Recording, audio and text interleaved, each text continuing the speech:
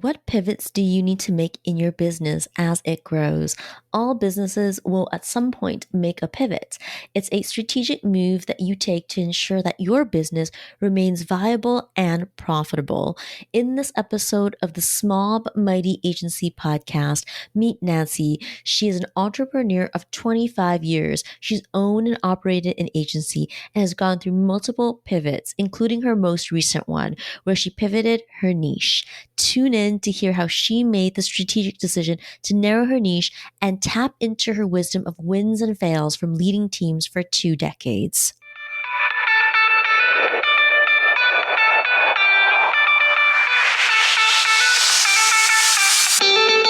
Welcome to the Small but Mighty Agency podcast. If you're a creative consultant or agency owner who wants to know what the roller coaster ride really looks like to grow your business from one to many, you're in the right place. My guest and I pull back the curtains on the realities of growing and running agencies of different sizes and what it takes to build a team. And if you're anything like me, you want more than the highlight reel. You want to learn from the mistakes of others so that you can stop short of making the same mistakes. I'm your host, Audrey Joy Kwan. I spend my days as a coach and consultant to multiple 6- and 7-figure agency owners. For the last 7 years, I've been behind the scenes helping people grow, lead, and operate small but mighty agencies. Here at the Small but Mighty Agency podcast, we'll uncover what works and, equally as important, what didn't work to get these business owners to where they are today. Hey, Nanci, it is wonderful to have you on the Small but Mighty Agency podcast. You have been an entrepreneur for a number of years, and there's just so much wisdom to tap into. That's what we're here today to talk about some of the key learnings you've had over your years. And so I'm just going to throw the microphone over to you and have you introduce yourself to our wonderful listeners today. Sure. Thank you, Audrey. And thank you so much for having me on the podcast. I've been in business for 25 years, quarter of a century. It's hard to believe. I started as a writer. I had worked in advertising and corporate communications for many years. And when I decided to start my own business, I kind of, like many entrepreneurs, took on everything and anything. So I was doing writing, I was doing event management, I was doing change management, whatever my clients were asking for. And then as my client list grew, I realized I needed more support and brought on team members. And then over the past several years, I started realizing I really wanted to focus on working with researchers and related organizations, really primarily in healthcare and education. And so that's where I've landed at this point. And I've really sort of focused on how I'm going to work with these researchers and organizations to get their messages out, especially in an era of fake news where it's really hard to get evidence and facts out there. So my job is to find creative ways to do that. Nanci, you mentioned that you've been in business for 25 years, and along with that comes a ton of wisdom. Let's explore some of those learnings. What would you say is most important if someone started a business today? I think one of the most important things is really understanding what you're passionate about. It's the number of times that I've taken on a project and I've known in my gut that it wasn't the right thing to do, or I've thought, this is really not something I have expertise in, but I'm taking it, for the money, or I'm taking it so that my team is work or whatever. Those are the times that I always later on say, I wish I hadn't done that. It can be hard to say no to stuff, but if you're really not passionate about it, I think it's really important to think about whether you really, really need to do this. Do you need to do it for the money? Sometimes, yes. But, the more and more you stick to your passion, the more you get projects and can offer the best of yourself to someone. In the first few years, when you're building your service business up, of course, there is a desire to say yes to all the work. But what happens is that as the business starts to grow, the habit of saying yes to all work, especially work that requires you to constantly change how you do things, can actually stunt your growth. When you do that, you don't develop true expertise and a position in the marketplace. So how did you know your passion and niche and become more focused in your business? You make a great point there about really sort of recognizing when you have a passion. And that's, I guess, where I kind of found my niche. And one of the things that I did really important activity a number of years ago where I really documented all of the activities that I do related to my business, everything from opening the mail to creating strategies for clients. And then I took all of those activities and I put them in 4 categories. And one was incompetence, so things I suck at, really. Competency, so things I can do, but I'm not great at them. Things that are excellent. So there were things I was doing for clients that I excel at, I make good money at, and they're okay. I can do them. I'm not thrilled about them. And then there's this unique ability, the things that I am passionate about. And that really helped me discover my niche, because as I look through my list about stuff I'm passionate about, and things that get me excited. So those are things that, during the day whizzes by because I'm so excited to work on this, or something that I can zip off and people go, wow, that's fabulous. And to me, it seemed easy, right? And I think it's when you hear or when you are working on things and it seems super simple to you and super complicated to everybody else, then you've got a niche. I find this often when I do video work with clients. I interview a lot of clients for videos, and they love that. They love my interviewing style. And for me, it's a hugely exciting thing to do. What's interesting about your journey is that finding your niche isn't something you did once. Over the years, you refined it further and further, and you've pivoted and narrowed, and that can feel scary. You can be in the first year of business or 10 years in the business. The same feeling can apply when deciding to go all in either an industry or a service niche. Tell us more about how you made that decision. I spent a lot of time looking at the industry trends, what's going on. A good example would be during the pandemic, of course, in healthcare, virtual healthcare, huge industry coming up. And in fact, I did a major research project to communicate some new virtual healthcare appointment tools for seniors. So it's really understanding and taking a look at those trends, seeing what's out there, what's new, and how you fit that niche service into that industry trend. Oh, I'm so thrilled you brought up the importance of looking at our external environment alongside our strengths and weaknesses. You've heard of the SWOT, which stands for strengths, weaknesses, opportunities, and threats. For those who aren't familiar with it, when we look at strengths and weaknesses, we're looking at internal capabilities.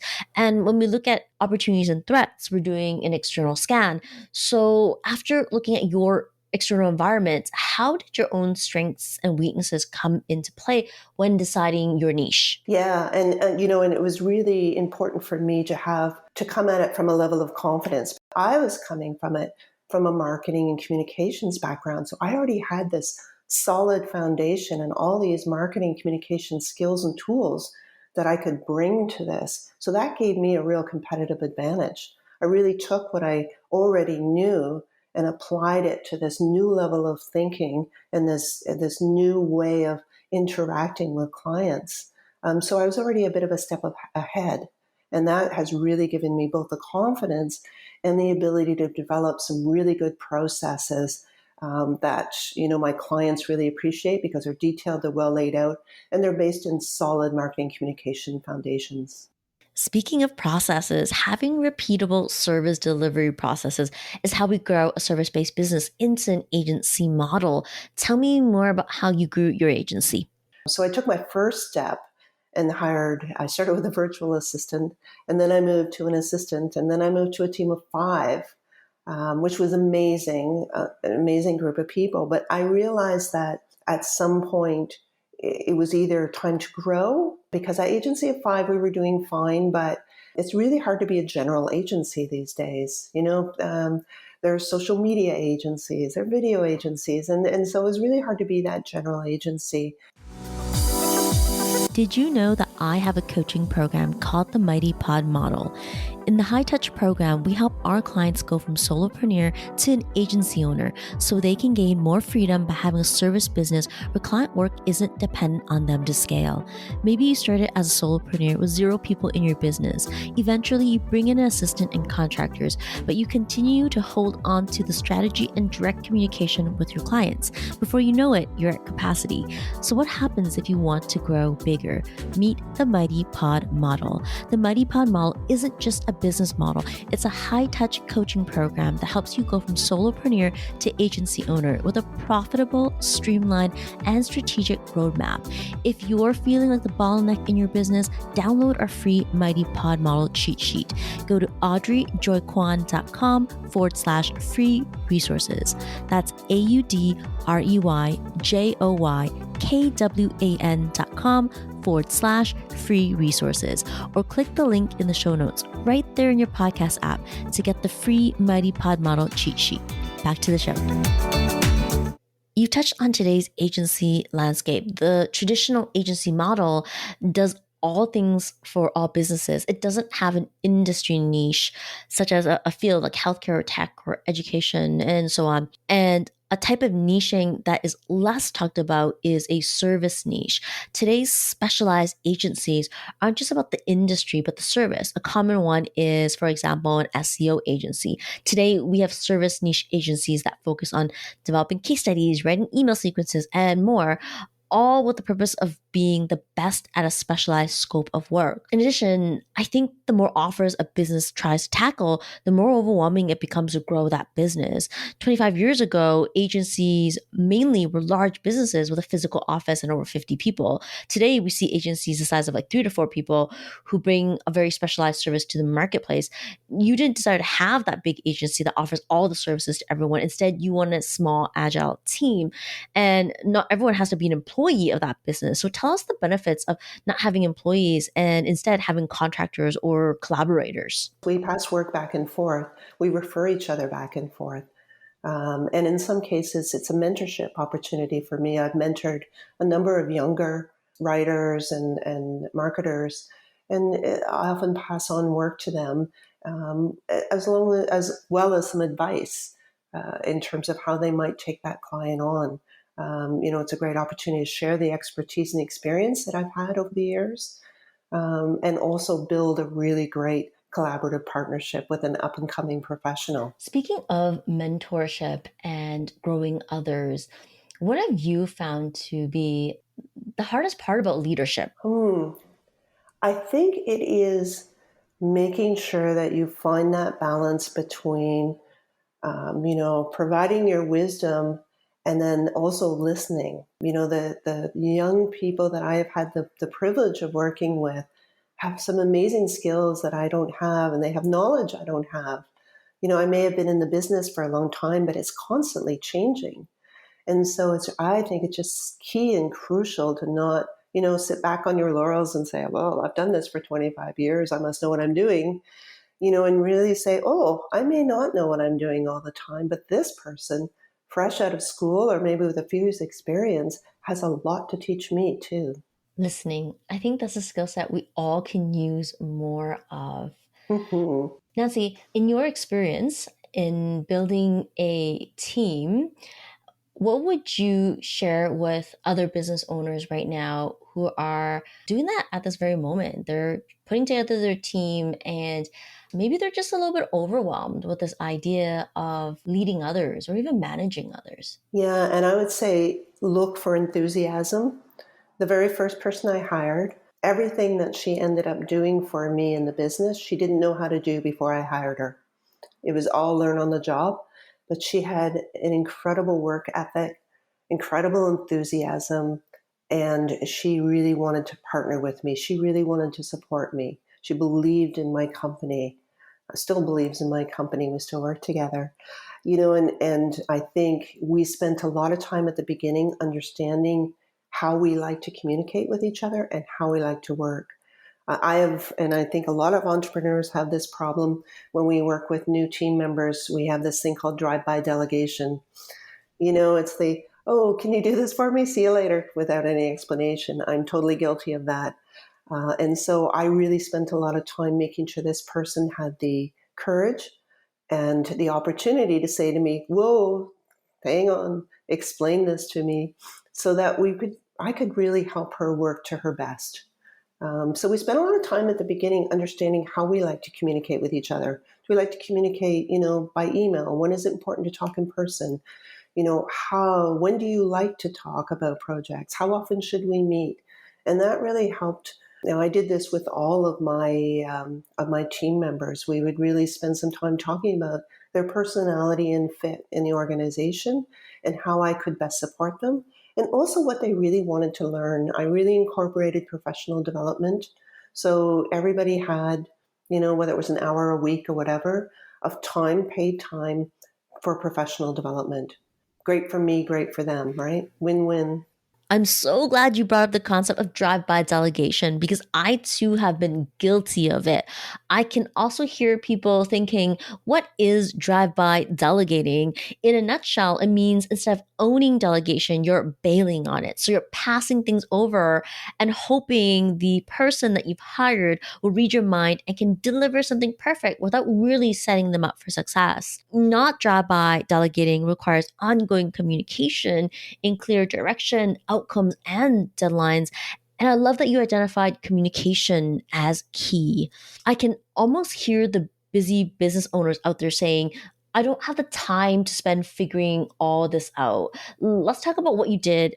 How did you make that time to do that? Yeah, and that's a really good point because that was my first thought too, is I don't have time to sit down with these people. They just have to figure it out. And, it only took a couple of times of failure for me to go, oh, that really doesn't work very well. And so I really had to book that time into my calendar.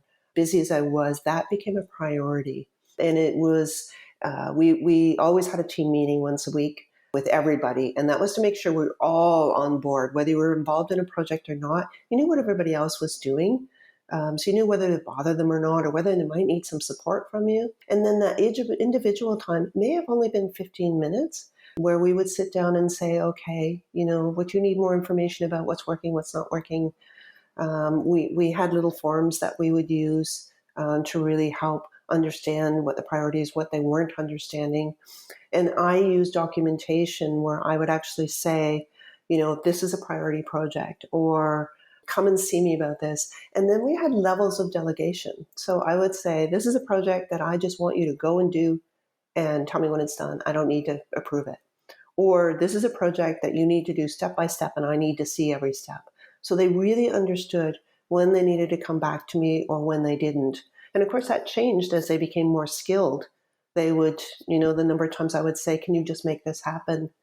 And they would learn more about my expectations every time. And in fact, it was kind of a funny story. I went off on vacation once, and one client came back with a major request that normally would have come to me, but I was on vacation. So my team, came up with this, what would Nanci do? And they sat down and had a meeting together, and they really said, well, what would Nanci say about this? What questions would she ask the client? And they did an amazing job. I came back, client was totally happy. We had this brand new project. I knew nothing about it. My team handled it. They knew what my expectations were. And because we had communicated so much, they knew what would Nanci do. That's a terrific story about the benefits of investing time upfront to grow your team. The commitment is to rethink where you invest your time as your business grows. Sure, you can say you don't have time, but not making time to develop people keeps you stuck in your business. Your story highlights how people on your team can read your mind, which is what most business owners desire. And it just doesn't happen without deliberate action. Thank you for sharing that. So, what mistakes have you made along the way that could help others grow a team to scale their business? I think probably one of the bigger mistakes I made was hiring somebody that had skills, but not for the particular role that I needed them to do. And, I really wanted to give them a chance. They were a great individual. And I knew that eventually maybe I could move them into another role, but I really needed them for this one role. And it was a sales role.